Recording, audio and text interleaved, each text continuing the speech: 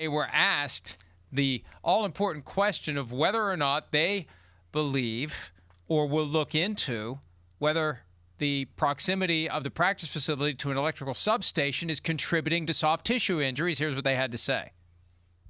What I would tell you, Eric, because it deals with allegedly, the health and safety of our players, I think you have to look into everything. And so our guys we've been reaching out to anyone and everyone to see, does a study exist other than a guy sticking an apparatus underneath the fence and coming up with a number that I have no idea what that means.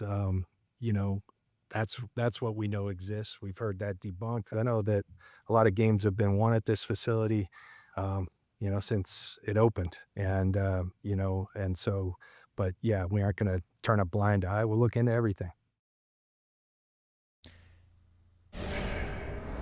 And that's the big point here. They opened the practice facility in 1988 in proximity to the electrical substation. They won 3 Super Bowls the first 7 years they were operating out of that facility.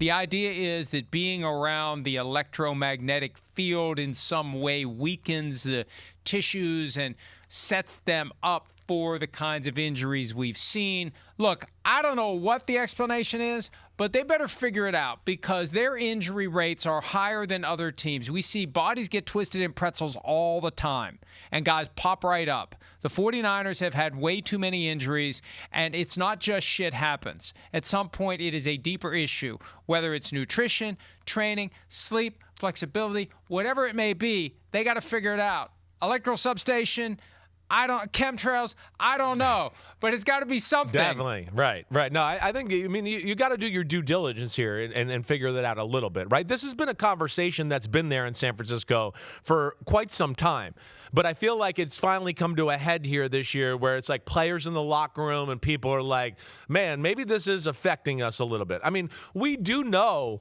you live next to power lines, right? Cancer rates go up with people that live next to power lines. I can't imagine it's great for you just off of a common sense, but we don't know. Again, there's not studies like this out there. But yes, they're around a lot of electromagnetic waves or whatever the hell it is and what you call it there. And I can't imagine, yes, this day and age with as much as players are in the facility, way more compared to the 80s and that time period, right? I don't know. Is there more people living in that area now too where they had to add to the electrical substation to where it's more powerful and emitting more stuff now, right? These are all the type of questions I think they got to figure out. But I remember like 4 or 5 years ago being in the 49ers and players being there at the facility and players like making jokes a little bit about, well, we are by electrical substation, right? So it's been there, but I honestly think people are starting to really wonder if there's correlation there. I would suggest that folks do their research on this because I'm finding some stuff that would suggest that there is little evidence to support a link between cancer and electromagnetic field exposure, except for some scattered cases of childhood leukemia. So I'm not saying it's wrong. We're not saying it's right. But if you're the 49ers, you better figure out what the hell's going on with your players. Hi, it's Mike Florio. Thanks for watching PFT on YouTube. Hit subscribe for the latest news and analysis from Pro Football Talk.